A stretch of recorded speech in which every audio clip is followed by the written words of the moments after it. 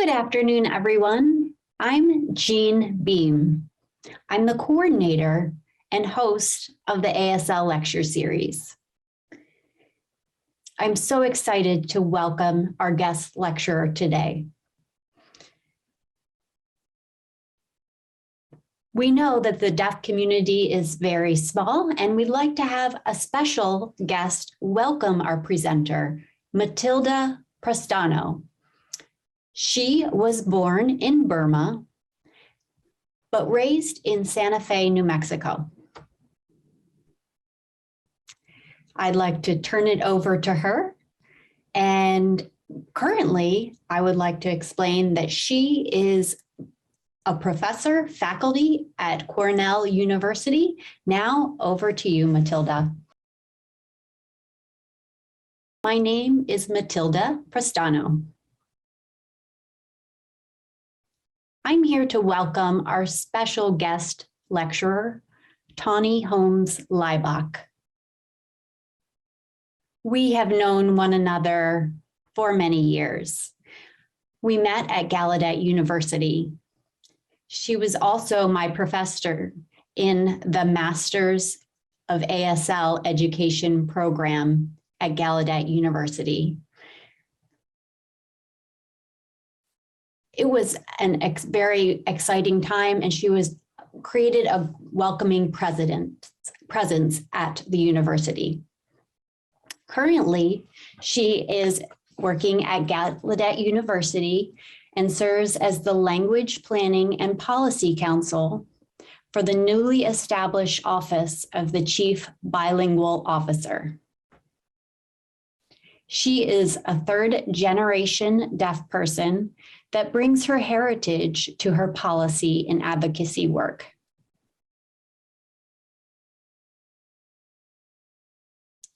She graduated from Gallaudet University with several degrees, a bachelor's degree in deaf studies and sociology, along with a master's degree in deaf education. Later, Tawny went on to the University of Baltimore Law School, where she received her Juris Doctorate with a concentration in family law. She has practiced law and advocacy services for families and deaf and hard of hearing students for the past decade. Welcome, Tawny. Hello, everyone. Thank you for joining this particular series. Again, this is an opportunity to be able to see our IT, to see the students here, to be able to present. It's a rich experience, and I love the opportunity to be able to speak once I'm here. You can ask questions in the Q&A, and those that are in person can do so as well. As Matilda and Jean mentioned, I have been immersed in language policy and advocacy for more than 10 years. And I want to bring that knowledge and what my perspective is, that worldview. I've brought that to the World Federation for the Deaf. I've been involved in the National Association for the Deaf for over 8 years, being an education, language education policymaker, worked at Gallaudet. But my focus really is on language planning and language policy. That topic is very close to my heart, because how can we ensure that our society, our current society, how does it view the deaf community? How does it view our language? When I say community, it's not just one community. We have a myriad of communities with overlapping identities. There's not just one ASL. It's, again, a myriad of languages out there. And those policies need to address all of the sign languages that are used within the US, all the varieties and regionalisms of ASL. There are over 30 different sign languages used in ASL, and we need to honor each and every one of those languages on equal footing. So I want to take just a minute to step back and think about the word juxtaposition. And I'll explain what that term means and how I attach that with language.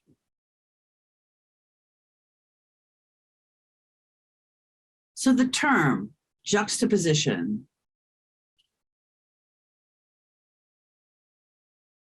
I'm trying to figure out how to sign that, and they do it differently throughout the world. So I sign it in this way, meaning you look at one point of view and you look at something else and they both seem fine. But when you put them together, you notice that there's something there. And you really have to walk through and recognize that. For example, American Sign Language is recognized in the United States since 2016. But if you take a closer look, and I found an update looking at each state's laws. Here's a map of the United States, and I see 5 states that do not recognize ASL as a language. And that makes me think. 2019, 3 years later, I'll show you what happened.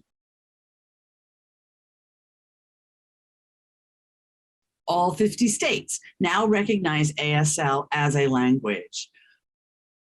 49 through state law, 1 through a federal agency regulation. All except 2 or 3 treat ASL like any other spoken second language that anyone, a hearing person, deaf, maybe even CODAs, can learn in elementary school, middle school, as well as in college, depending on what the state law dictates. Only 3 states say that ASL is the language of deaf people and deaf children. Only 3. Now, that's terrific for those 3 states. But are we truly recognizing deaf culture, deaf people's natural language? Not yet. So if we look at the juxtaposition of those 3, language as a problem, language as a resource, or language as a right. If we're looking at language as a problem, that's easy. We can say, oh, we can give them a cochlear implant. You don't need to teach them sign. They're fine. But why not teach them sign and have both? Because the sign language will help them learn to speak if they want to. And if not, then they have that language. But doctors still advise parents not to let their children sign. And so that makes language the problem. Now there's state laws that are clear.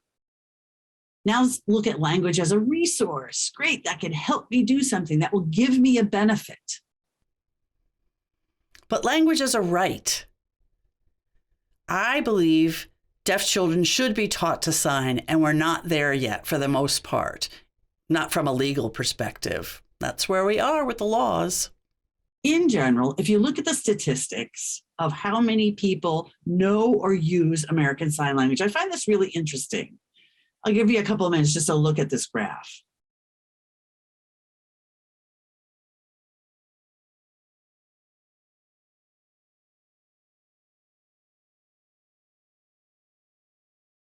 If you see the 3 colors, red are parents and families, yellow are deaf students, and the green indicates hearing students, any age range within school. If you notice that in a 10-year period, parents are learning to sign, but it's a very small percentage. I'd say 28, 29% of parents of deaf children, of kids through in school K through 12 know how to sign. Now, if we look at the deaf students, a baby is born. If they get a cochlear implant, they're typically told not to sign.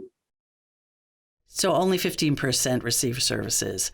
The former Association of Speech and Hearing, powerful organization, which is comprised of audiologists and speech therapists, they all looked at this number and said it was because most of deaf children have implants. But not all deaf children have a cochlear implant. We don't have as high a number compared with other countries. So that 15% is only receiving services. In schools, K through 12, it seems to be a consistent level of 55% of those students who are learning ASL or use it. From the Modern Language Association, hearing students, the numbers are skyrocketing. If I'm remembering correctly, it was 2013, 2014 when Switched at Birth started to air. That number peaked. Also, the Modern Language Association took a hard look at their numbers. They contacted Gallaudet University, and they realized they had not included interpreting programs or deaf education programs, like the MSSE program here at RIT and TID. They hadn't counted those. So that once they fixed the numbers, they were a little less, but overall the numbers were still high. It's the third most popular language in the US. English being first, French, Spanish, and then ASL. So it's not surprising that ASL has grown in the hearing community over those years. So, but does this mean we're progressing? Hearing babies are encouraged to sign. There's a lot of money being made in that industry. But again, if we look at all three categories, or all three colors, red, green, and yellow, and look at the stats attached to each. So we have the state laws, we have our statistics, and now let's take a look at federal law.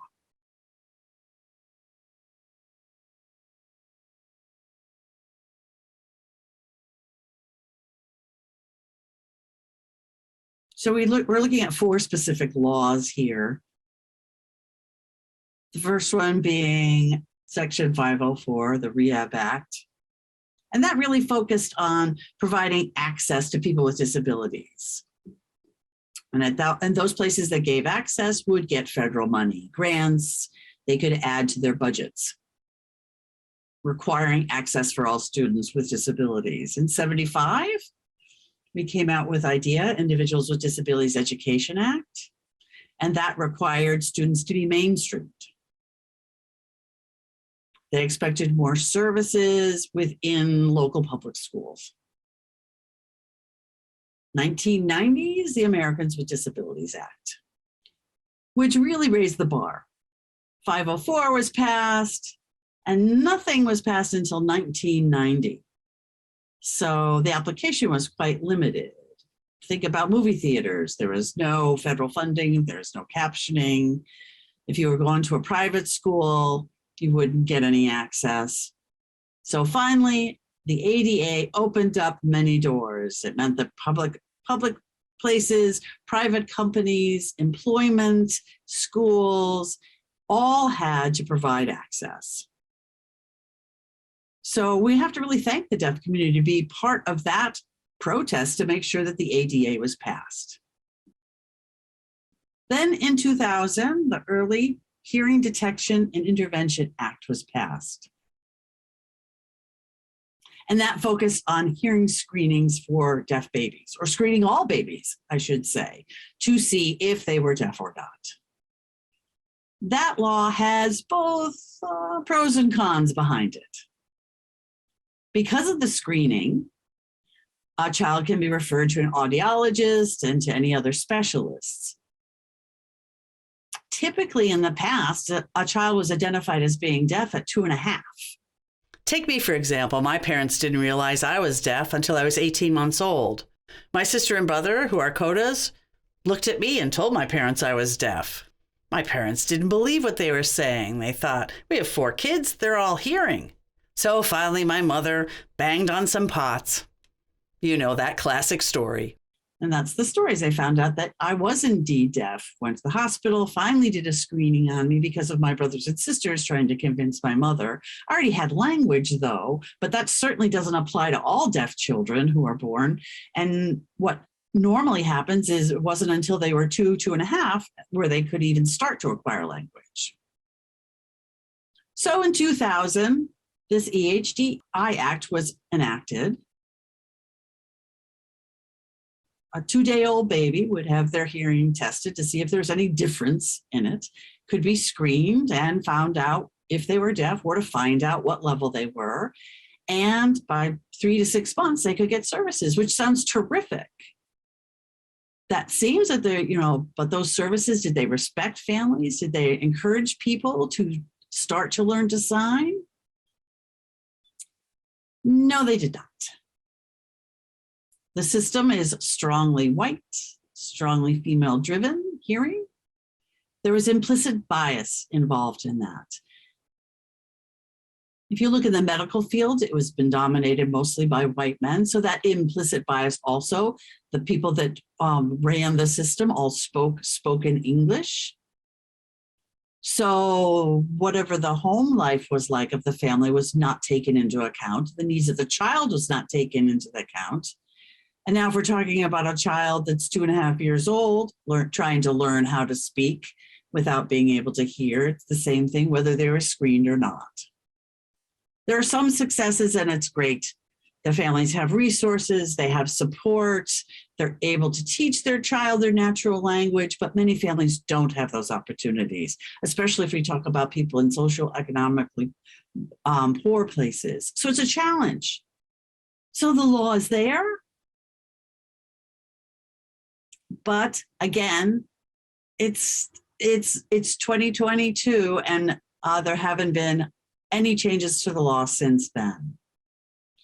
It's been reauthorized every 5 years. So in 2004, 2010, 2017 it was delayed because the deaf community started to push back and said, wait, we want to be a little more involved in this. The hearing community has been deciding these laws and these screenings and the outcomes. We want to have a voice in this. We want to set up a deaf mentor program. We want to have deaf role models for language access. So that was a good plan, but we needed to do more. There needed to be more follow through on what was happening in each state. So we have to look at where we are. We have 2 years left until it is reauthorized again, and we have to see where we are now. Maybe we can change the laws. IDEA laws coming up for reauthorization. There's a great new bill being proposed called the Cogswell-Macy Act. It's being proposed by an organization called the Conference of Educational Administrators of Schools and Programs for the Deaf. It's one of the oldest organizations involved in deaf school programs, and they are making sure that this bill is ready to go before Congress. So when IDEA is up for reauthorization, changes can be made to benefit deaf children in the U.S. So those are federal laws. And now I'm going to switch and look at the global perspective.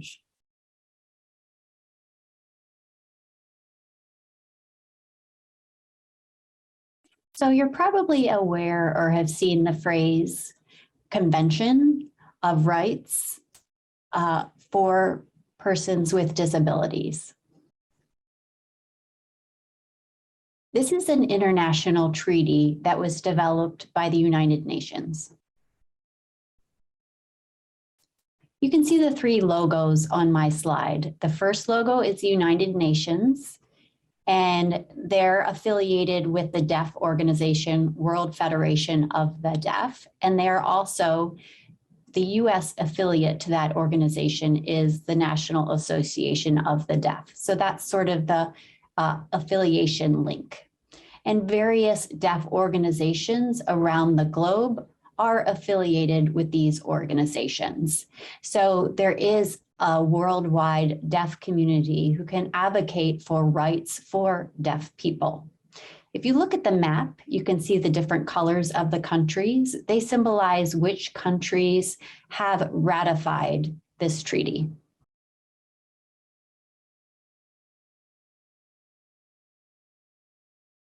There's different levels of ratification. Some agree to the treaty on the level of the president or the prime minister or the king or the emperor.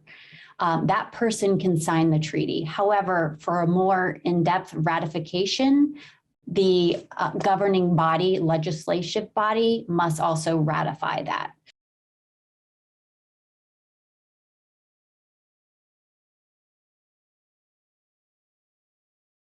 This treaty isn't doesn't have punitive consequences for people who do not follow, or countries who do not follow the guidelines laid out in the treaty. It's just a commitment from the countries to work toward better solutions for individuals with disabilities. And really, it's interesting that sign language is mentioned 21 times in this treaty, and sign language is never mentioned in other international treaties. So the approach to this treaty for deaf individuals is very supportive of language, communication, and culture. Here in the US, President Obama did sign the treaty, but it has not been ratified by Congress, despite 2 attempts. The last time it was 3 votes short of official ratification. Hopefully that will be passed soon. So we do have ADA for the United States, but that doesn't recognize ASL language and culture as much as this international treaty does. So it's really important. We would like the US to look at this treaty and take the responsibility on the world stage. Often we think of the US as being a leader in this, but we have a ways to go. So that's a different perspective. This is also a helpful graphic. This treaty, it's a treaty. I want to differentiate that from a law. I would like to show you the countries that do recognize sign language as a language. There are 40 plus countries. Uganda in 1998, and they required that many, many years ago, and there are a few other countries. So hopefully the US will officially recognize and ratify that treaty. In North America, you can see Canada is the only country in North America who has ratified that treaty. There are several countries in South America. In Africa, there are a few countries, but many not. Europe, fortunately, is fantastic. Most of those countries and more countries in Asia are recognizing this treaty.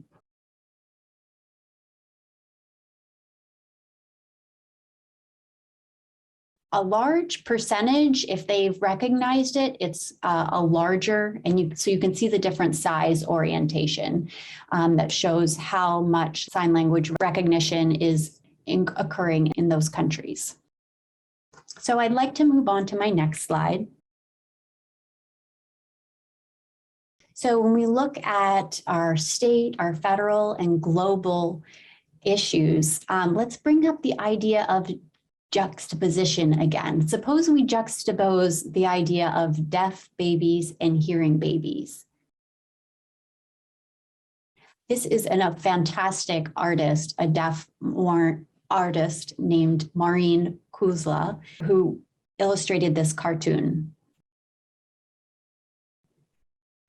And it's so interesting how people now, it's common knowledge that brain development, cognition, communication is recommended to teach sign language to hearing babies.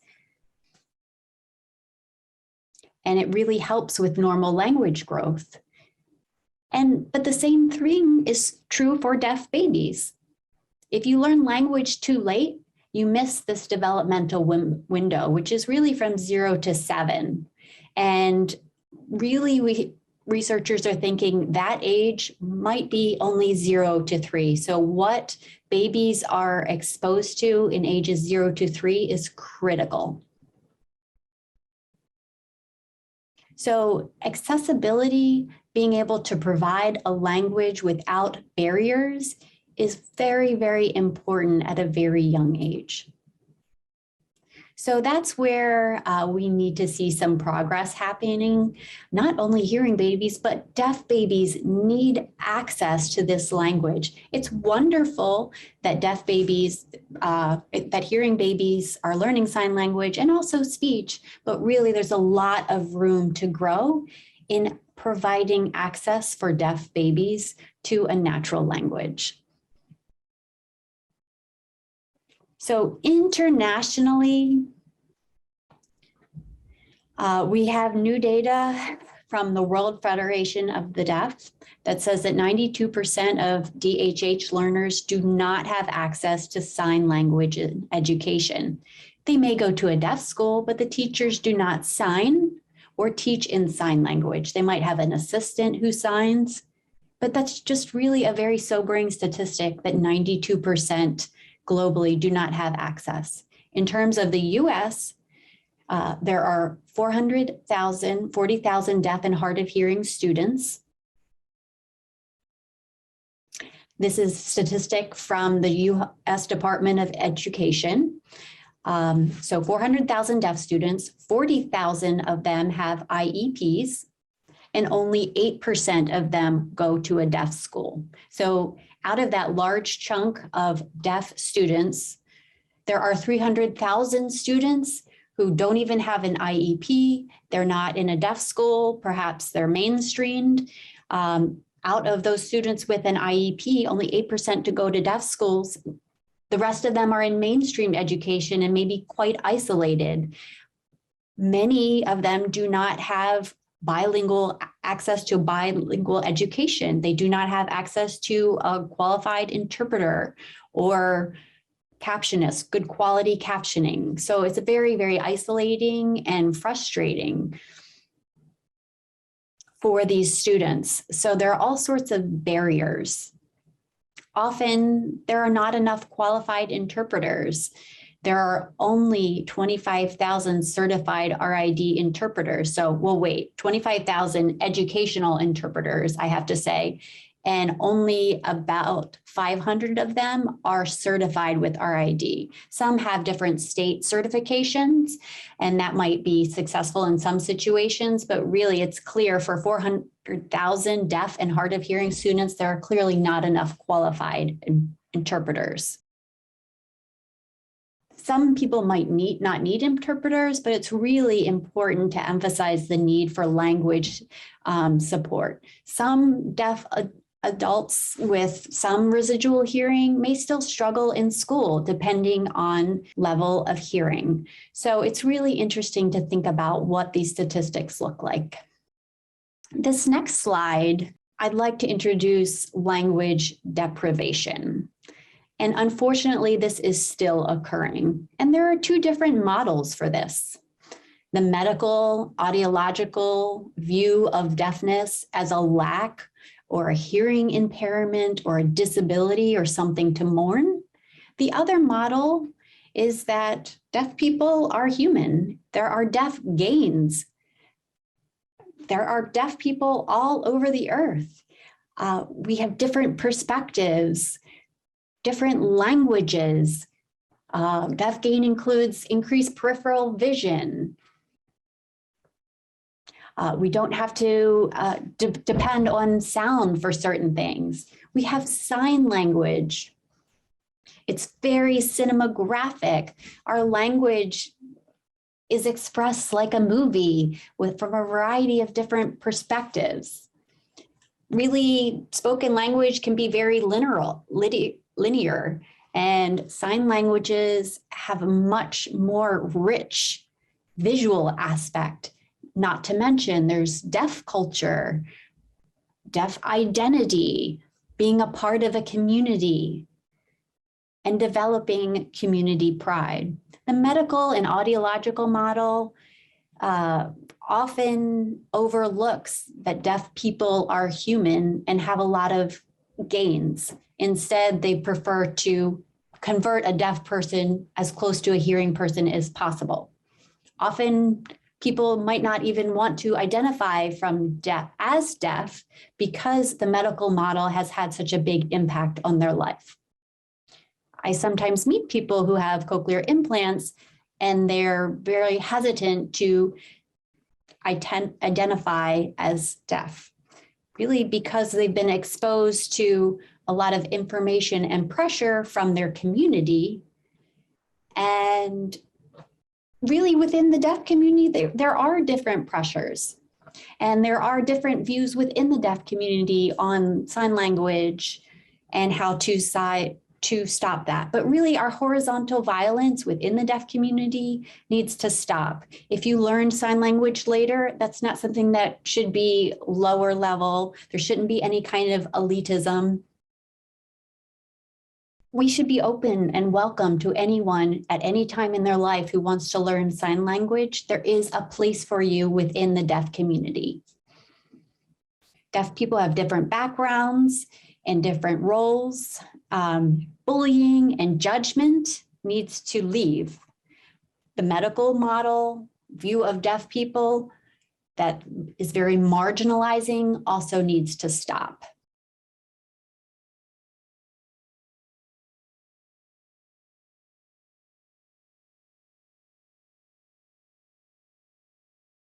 So just for clarification, language deprivation, all the ways we sign it, from the ages 0 to 5, all those neurological sensitivity connections. As I said before, babies are sponges, sensory, sight, sound, smell, touch. If we don't have one of those senses, your brain will just be wired differently. This has impacted so many in the deaf community. My own mother was raised oral until she was 13. That's when she learned to sign. I saw how that impacted her. We had discussions about the factors that had contributed to her experience of her being one example of sign language deprivation. There's a researcher named Dr. Sanjay Gulati from Boston University who has done amazing research on language deprivation.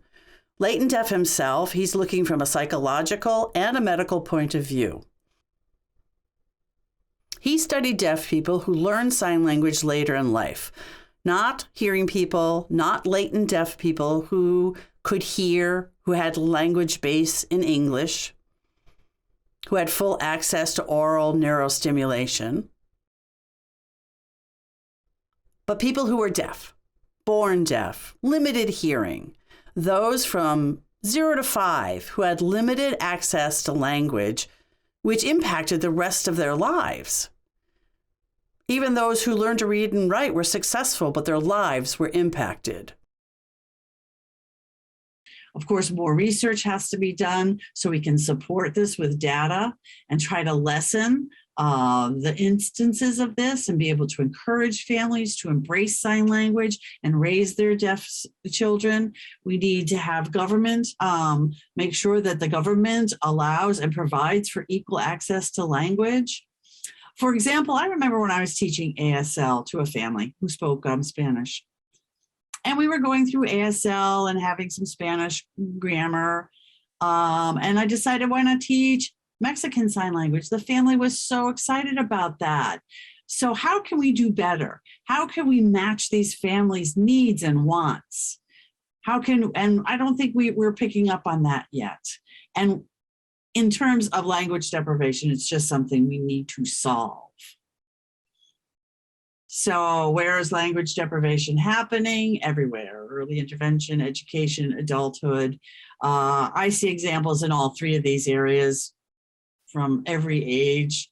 So we have to think about what services, what advocacy can we provide, what counseling.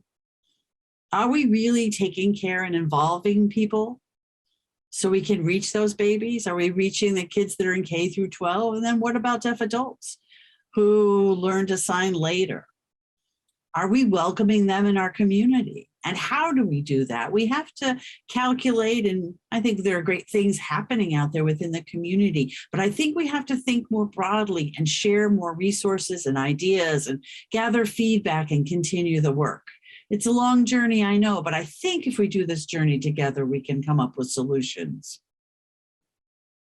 One example, I guess, of what we can see or how we can advocate for families and how we can reduce language deprivation is a law called Lead K. Lead K is language equity and access for deaf kids. This particular bill focuses on establishing language analysis. There are 2 states that have released public data in 2019, California and I believe it was Kansas. They went ahead and did language assessments for babies 0 to 5. And what they found was 70% of deaf and hard of hearing children did not meet the milestones for their age, neither in spoken language or sign language. So you expect a 2-year-old to start having simple sentences, simple discourse. That's a typical development of a child. Children with other disabilities is a different data set. But if we're looking at a typical deaf child, they're not meeting their typical milestones.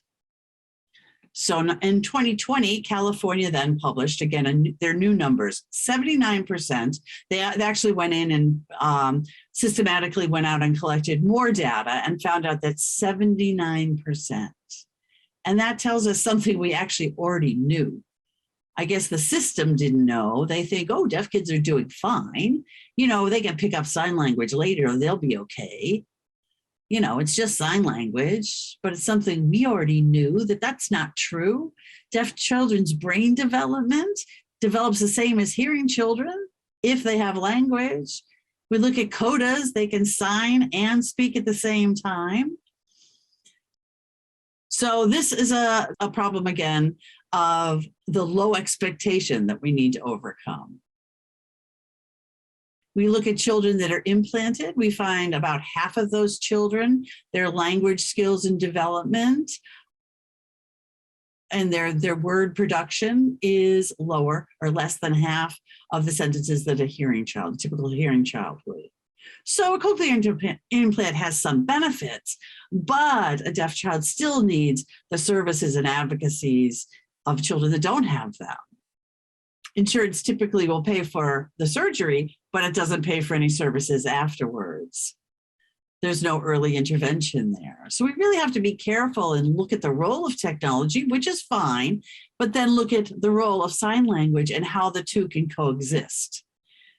They don't have to exist on their own. Of course, it's a family's decision if they want the technology involved, but the sign language should be there. We have both systematic challenges and triumphs. The triumphs are in bold, the non-bold are the challenges. More families are learning sign language, data is showing. The motivation is there, but we need more community resources. The number of deaf teachers, unfortunately, is dwindling. We need more deaf teachers out there. So more people are learning sign language, more families are, but deaf teachers, we're losing them. But we need teachers. We need those role models.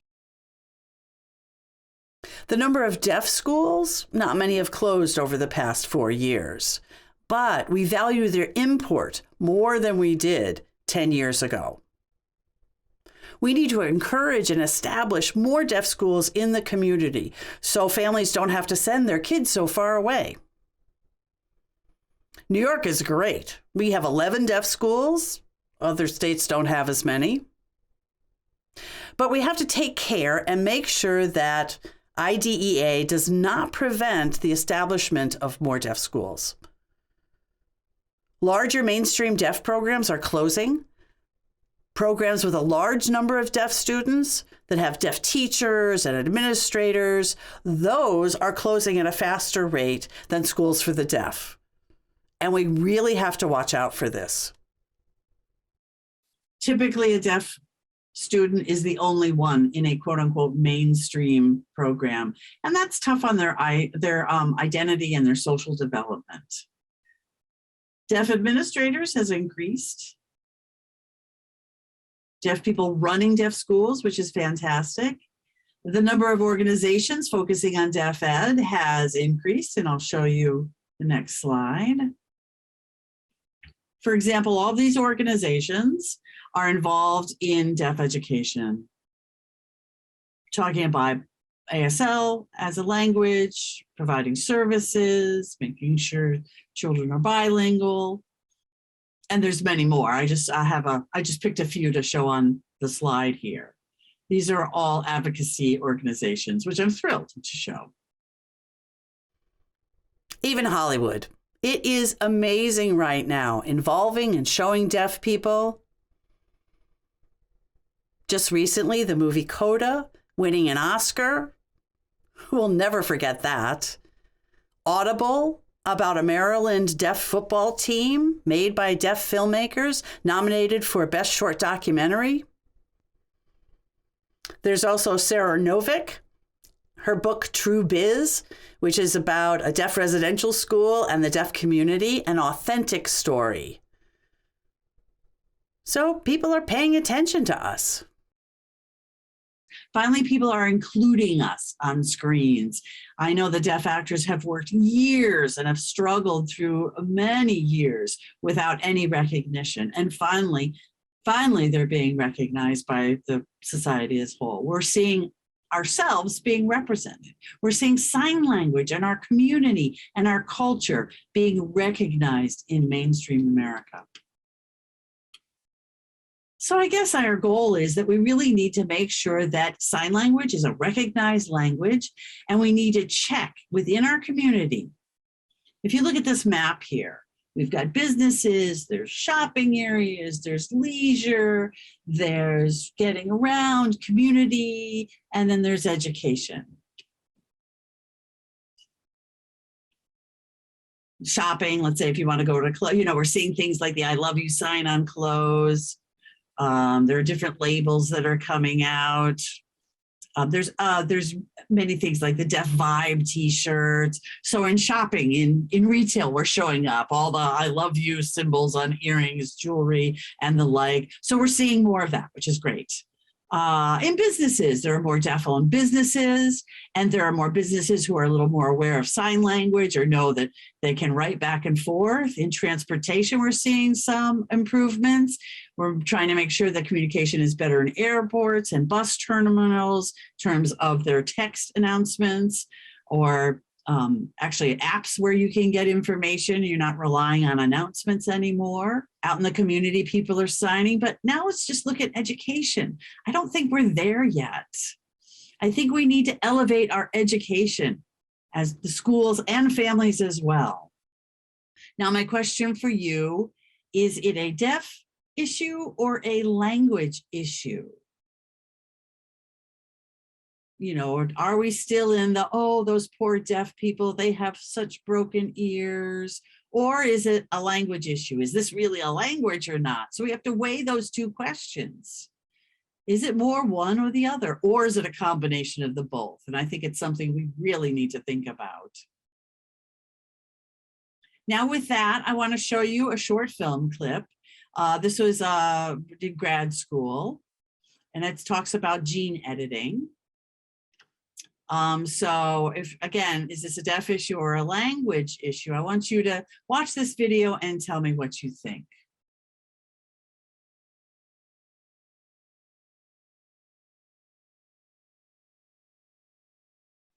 This is an informational video to raise awareness about genetic editing and how it impacts the deaf community. We'd like to clarify the two terms. DNA is a chemical name representing the molecule that produces a variety of characteristic traits of a person. Gene is an alignment that comes from two parents to produce their specific characteristic. So gene editing, let's go into that. Gene editing is when specific sections of DNA, scientists determine through the use of gene splicing to remove or alter an organism's DNA. This happens in embryos.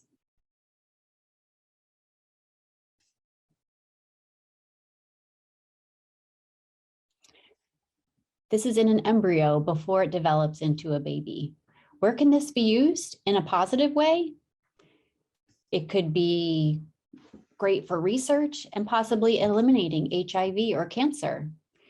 However, researchers and scientists are also trying to cure deafness. 2 research universities in the US are specifically focusing on genetically editing the genes of deaf people. That's Columbia University in New York City and Johns Hopkins University in Baltimore, Maryland. 40 countries, including the US, currently ban gene editing because of ethical concerns. People are concerned about changes to future generations. Okay, now that we have a basic understanding of gene editing, you have to ask yourself, well, what does that mean for me? You have to understand what gene editing means for deafness. There are specific points in the DNA that you can eliminate. That means that a baby who would have been born deaf could be born hearing. Let's think about generations of deaf people, 6 and 7 generations of deaf people. What would that mean for that family if we got rid of the deaf gene? And who makes that decision? Oh, should this baby be deaf? Well, no, let's make that baby hearing. And who makes that decision? Are we going to fix deaf children?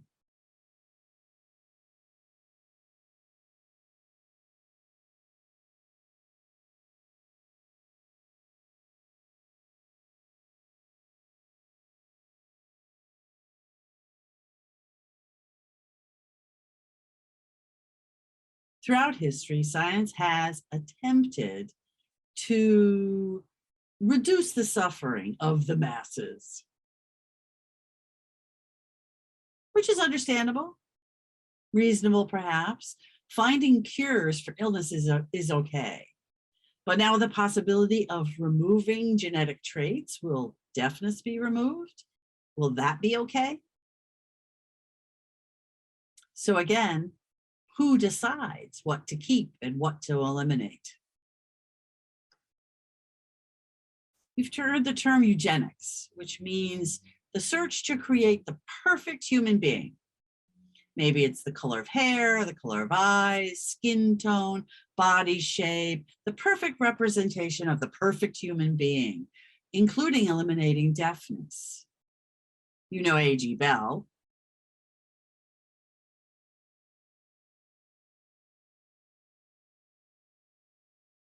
He wanted to eradicate deafness. He was strongly anti-deaf and supported eugenics. The pursuit of eugenics and gene editing are really one and the same.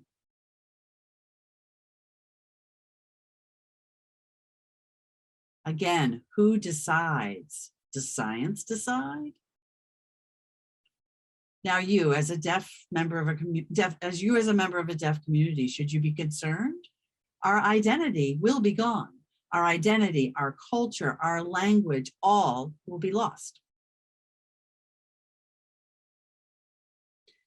Scientific research has ethics that they have to follow. They have to do research in the right way, do no harm. But with gene editing, our human experience, our experiences of language, of culture, could be no more. Is that right? Another consideration is biodiversity. You know, our bodies and our environment, we have to protect it. We shouldn't really mess with it. With gene editing and updating our human bodies, what impact will that have on humans in the future? Think about that.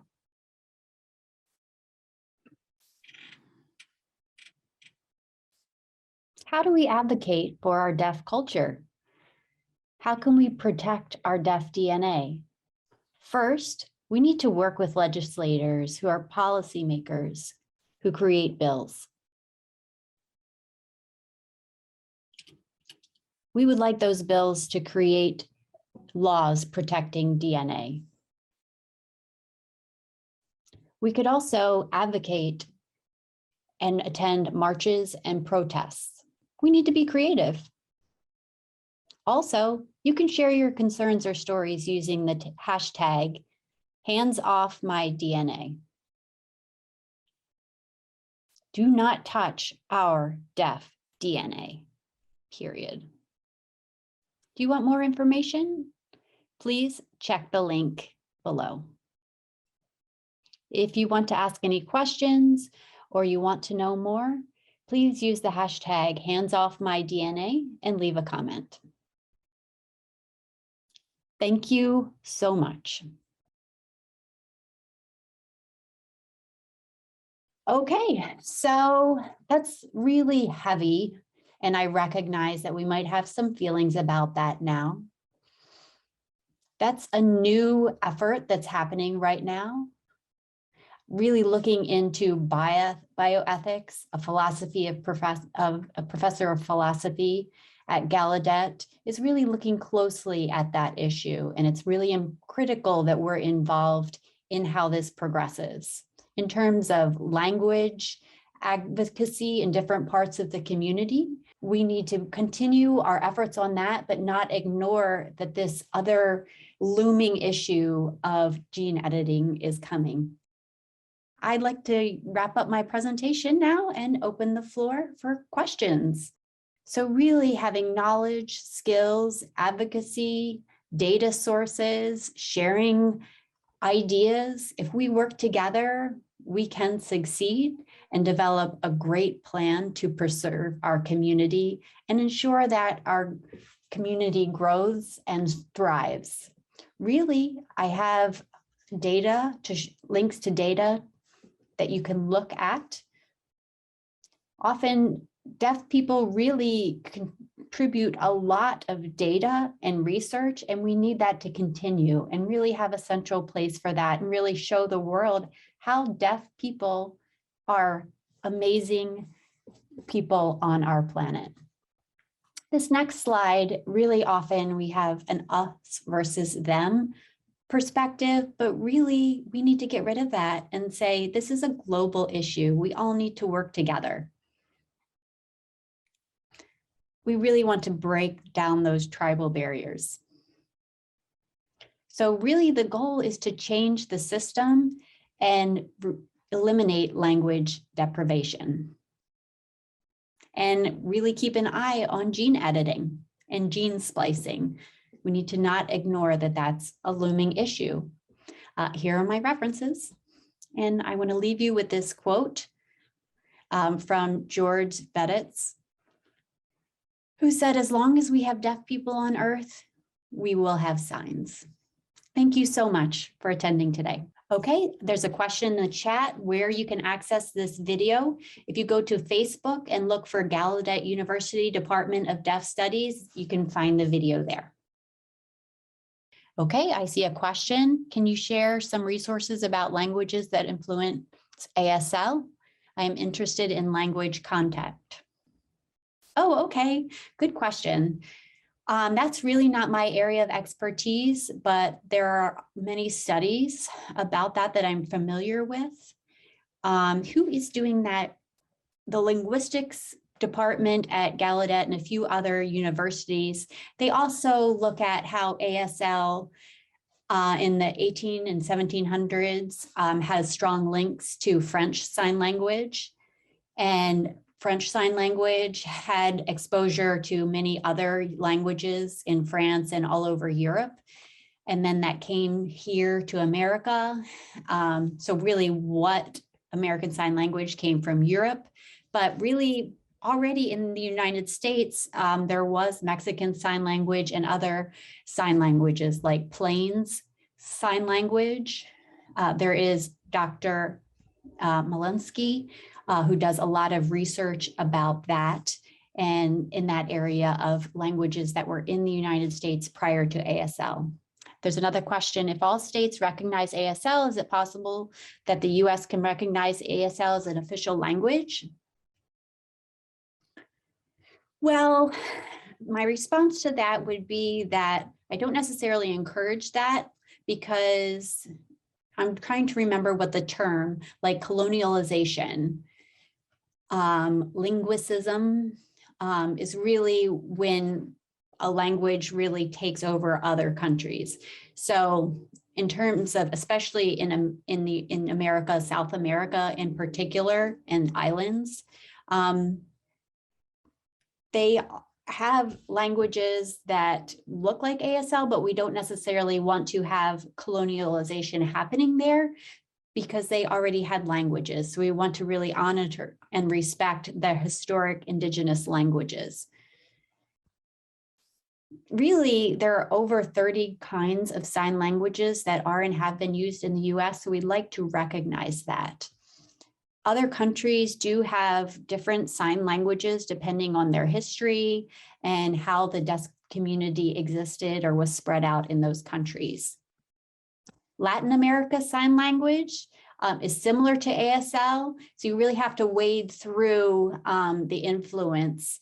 Right now, Puerto Rican Sign Language, they're doing some work about Puerto Rican Sign Language to try to get rid of the ASL colonialization. ASL is not the only language in the world. There are over 200 sign languages in the US. I know hearing parents with deaf infants are exploring cochlear implants for their children. Is there a clearinghouse of information that we can refer them to? Yes, there is a wonderful organization, American Association for Deaf Children in California. Also, VL2 is an amazing lab at Gallaudet University that provides information to deaf parents. People in the area, they provide a lot of support and resources to deaf parents in that area. In your research, what do you feel was the most important discovery that you would want hearing parents to understand? I would definitely say that the brain does not discriminate against language.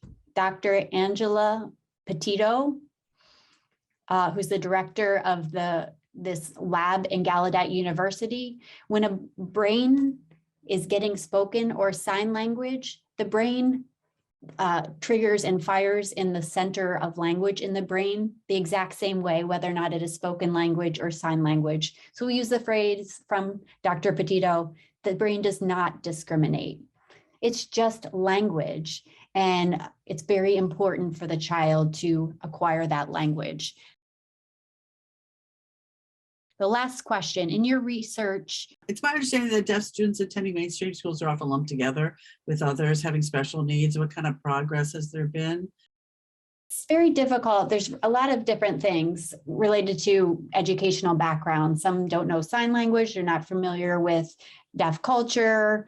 And sometimes there's different ages all lumped together. This has been an issue ongoing for 30 to 40 years, and nothing really has changed with that. So really, it's critical that we make sure that education of deaf children is different. They need to have a strong linguistic foundation and divorce that from the education. There is a disability, but there is a language and a culture. So other disabilities don't have that. So we need to recognize that it's different than other disabilities. Patrick Grable, thank you so much for your kind comment. At age 82, I must admit that I am overwhelmed by your well-developed presentation. I am scared and worried, but I feel hopeful that it is presented for our consideration. Thank you very much. Thank you. I adore your work, your contribution to the community as an artist and a poet. I really appreciate your comment. And I think there is hope because all of us care and we are all here. Thank you so much.